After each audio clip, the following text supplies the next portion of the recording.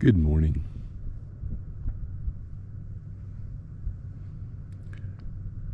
We are in the Painted Desert, and that part of it that is also the Petrified Forest National Park, and is also located in Apache County, Arizona, and very specifically at a little pullout called Tepony Point. It is the first pullout after the visitor center for the national park and after the entrance station.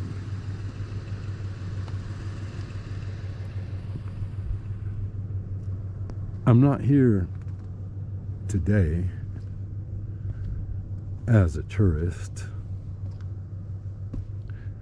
or even as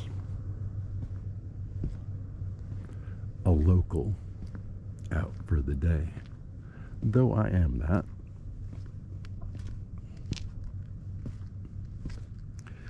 I had some business here at the park.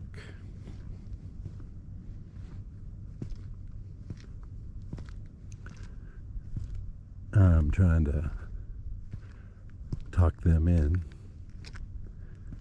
to employing me, even though I don't want to be an employee.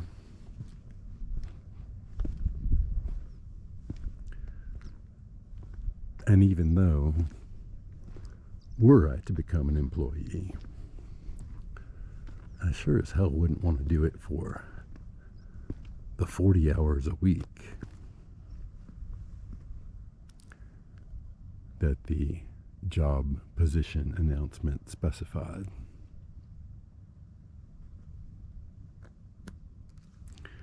But listen, you got to start somewhere, right?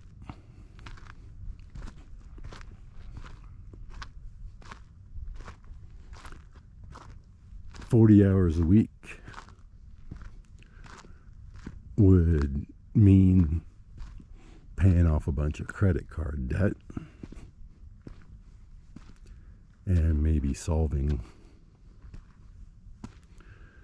the vehicle problem,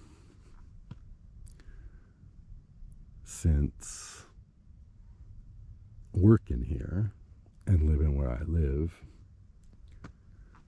would involve commuting for around 800 to 1,000 miles a month, and I'd prefer to figure out some way to do that that was more affordable than paying for the 10 miles to the gallon that my vehicles get. My current marginally dependable vehicles.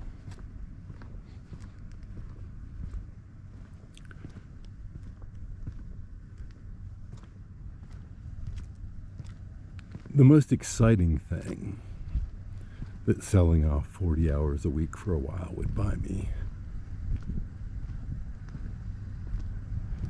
is a well-crafted sanctuary on wheels. A home that was mobile without being a mobile home. That is the compelling reason to dip my toe back into the waters of wage slavery. That is one of the very few reasons that I would even entertain such a notion. They say the by they I mean the guy at the entrance shack, that as of the 20th there's a serious hiring freeze on. I assume that has something to do with the incoming administration. But like the nice ranger that I ran into trying to drop off my application said, these things don't last forever. In fact, he said that they were trying to figure out what ways there might be around it, this freeze. So again, we'll see. All dropping off the application does is maybe set me up someday to come back and talk to him about exact wages and whether any part of that commuting budget might also get paid for. I doubt it. But without applying, none of those opportunities are possibilities at all. So I broke bones in my head to craft an application, and I spent what will amount to 4 gallons worth of fuel to come out here and drop it off on the last day of the posting period. Beyond that, what can I tell you? We'll see. We'll see.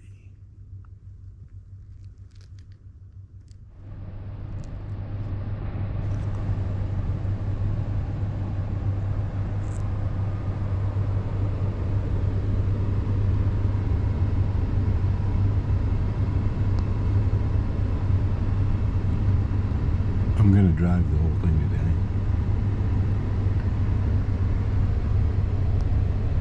But I already feel done talking. So maybe just a few shots.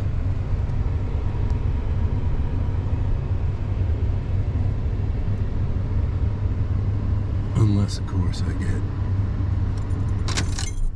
motivated by something to go run my mouth again. I hope not.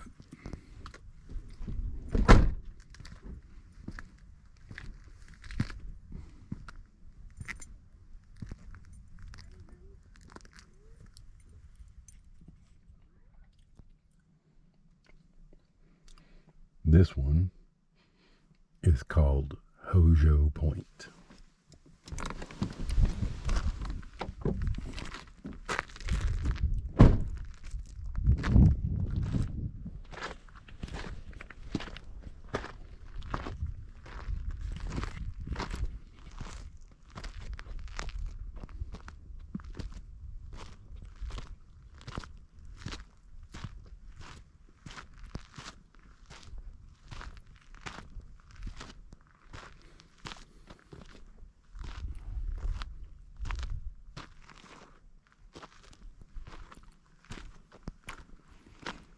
And it is of particular note,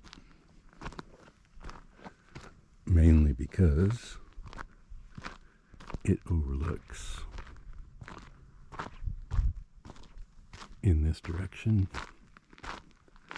officially designated wilderness area.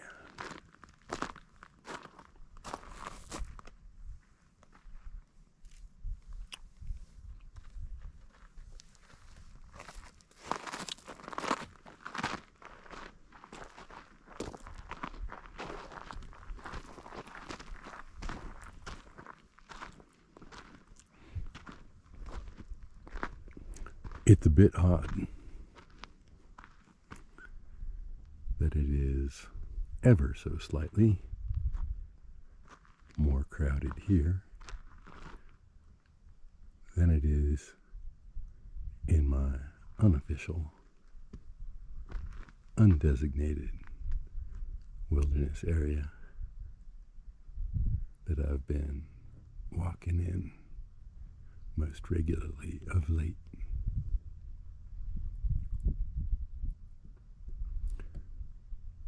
But even with that downside, I imagine there's quite a bit of satisfying solitude to be found out there beyond the points that you can drive right up to.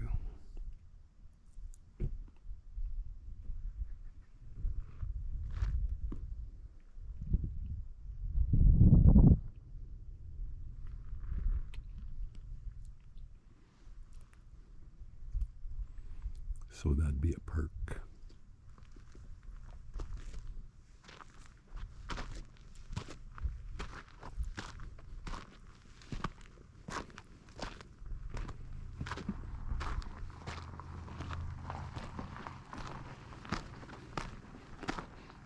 Perk was it.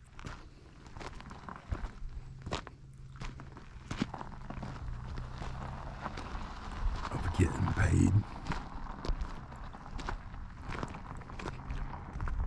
to be out here 8 hours at a time.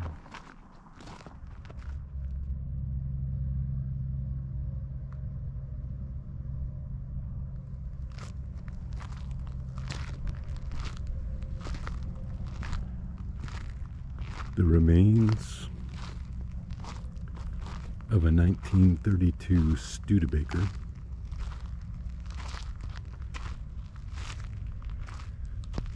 come to rest on the remains of the Mother Road.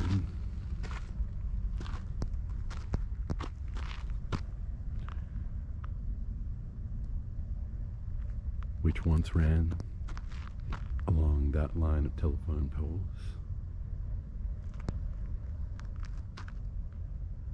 and was replaced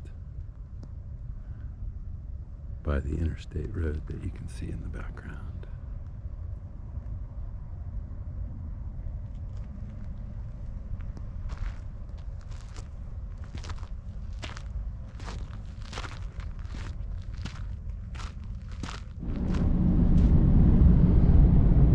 South of the big new road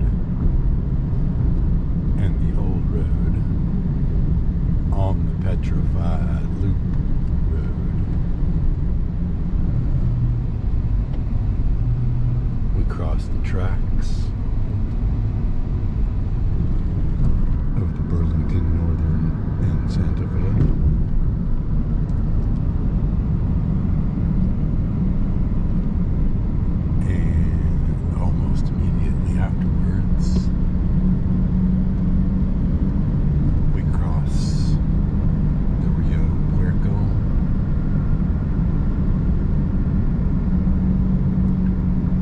Which is the same drainage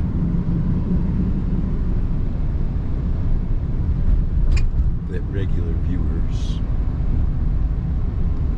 will know from previous episodes, except that down there, closer to home,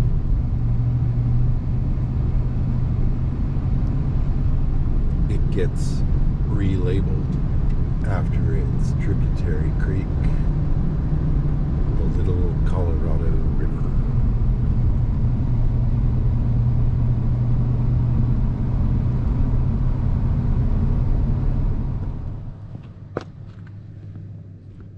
South of the river, you stop and you hold everything.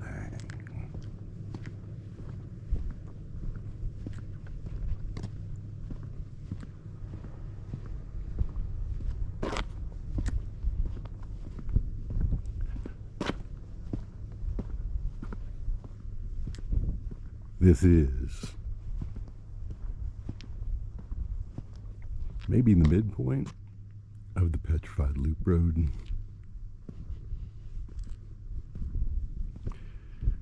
Back there where it says Painted Desert 10 miles, that's where we've been. And down there where it says Rainbow Forest 10 miles is where we're going. This is the one thing that kind of qualifies as a spur road within the park. It's called Blue Mesa Loop. And if you take the 3.5 miles up it, which we are not going to do today, it leads to my favorite hike that I know about. My favorite hike that I've actually done in the PN, in the PFNP.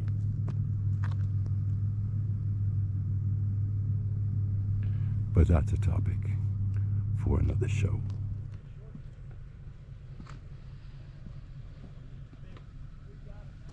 If you could only make one stop in the PFNP, I think, based on what I know so far, this is the recommendation I would make. We're very near the end of the trail here, the Petrified Loop Road, near the south entrance to the park.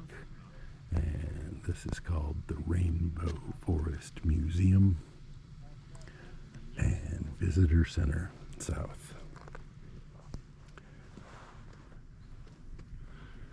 So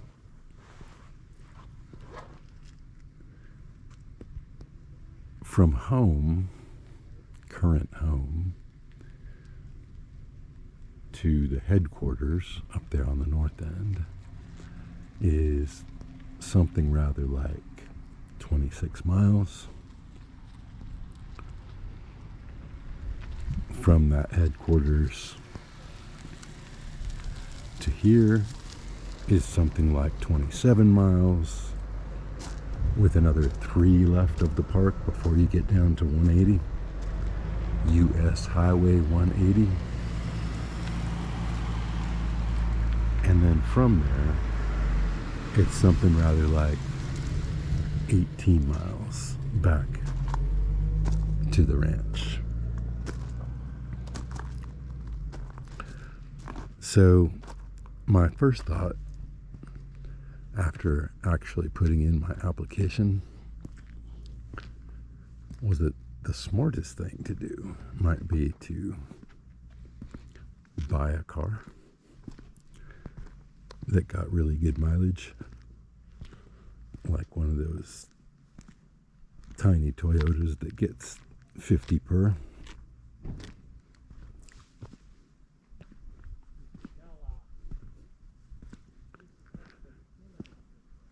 In order to make it a little bit more worthwhile to commute. But there is another way around that problem, and that's to move home. So right over the edge of those hills there is a piece of Highway 180, and it's also back into Apache County, which is where you want to buy raw land if you just want a place to camp. So it might make sense to throw down $5,000 or $7,000 or $9,000 on a piece of land over there. The unfortunate part about that strategy is that I believe that still results day in and day out to an equally long commute clear back up there to the headquarters. At least I assume that's where they'd want me to show up on an average day.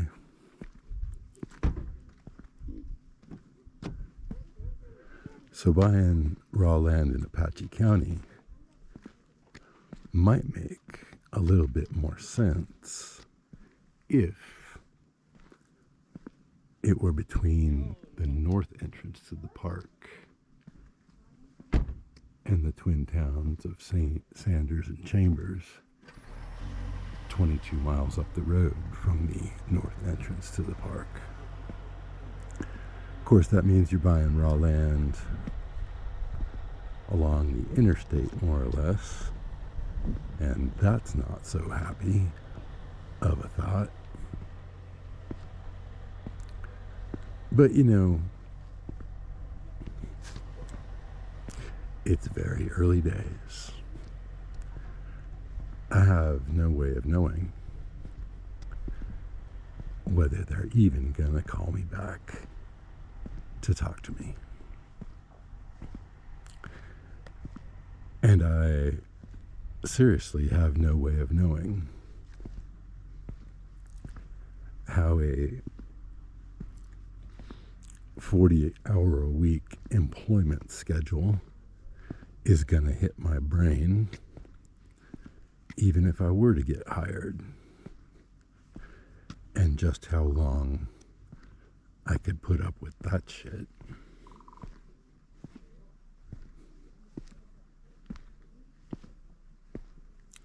But foot in the door is kind of the important thing, because I don't necessarily need to stay in the environs of Apache County or this particular national park once I've got a little bit of track record under my belt. And who knows? Maybe there's a way to not even move, but to transition to part-time. Donald Rumsfeld's Known Unknowns. Hey.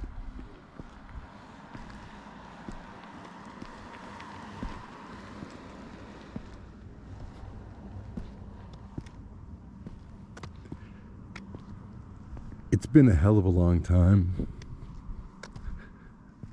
since I've even been in the habit of making these kinds of calculations.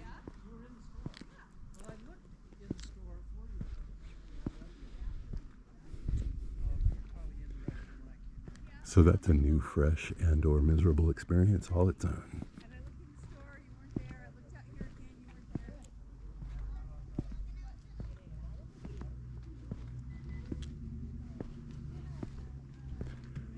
Stay tuned to this bat channel.